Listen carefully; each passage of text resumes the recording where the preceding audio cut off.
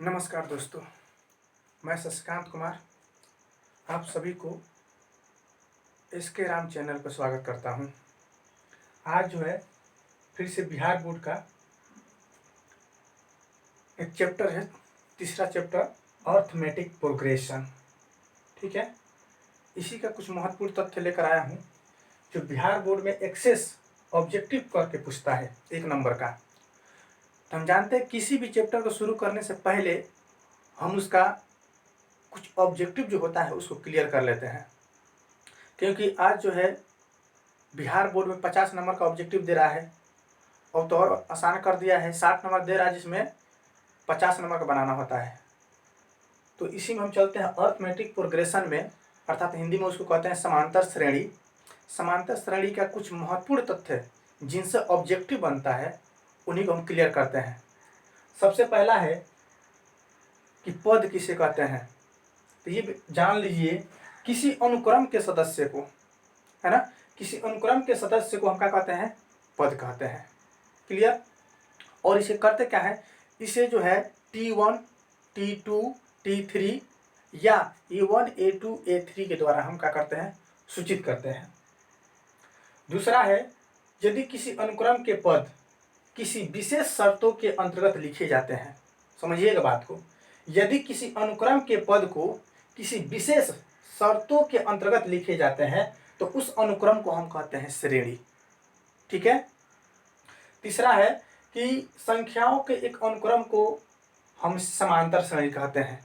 क्यों? इसका कारण है, यदि दो संख्याओं का बीच का जो अंतर हो वो नियत हो, एक समान हो। जैसे यहाँ पर हम बताए हैं 1 है, 4 है, 7 है, 10 है, 3, दोनों बीच यानी 1 और 4 के बीच में भी अंतर 3 होगा, 4 और 7 के बीच में भी अंतर 3 ही होगा। ठीक है। तो अगर अंतर समान हो, ठीक है, अगर अंतर समान हो तो उन्हीं को हम कहते हैं समांतर श्रेणी। और यह नियत संख्या है ना, और यह नियत संख्या श्रेणी का सार्व अंतर अर्थात कॉमन डिफरेंस कहते हैं। जो अंतर होता है उसको कॉमन डिफरेंस कहते हैं, है ना। और इसे डी के द्वारा भी सूचित करते हैं सार्व अंतर को। नोट में देखिए, कॉमन डिफरेंट है ना, अर्थात सार्व अंतर, है ना। सार्व अंतर धनात्मक भी हो सकता है, ऋणात्मक भी हो सकता है या शून्य भी हो सकती है। ऑब्जेक्टिव में याद रखिएगा, सार्व अंतर जो है कॉमन डिफरेंस वो धनात्मक भी हो सकता है, ऋणात्मक भी हो सकता है और शून्य भी। ये तीनों में से कोई भी हो सकता है।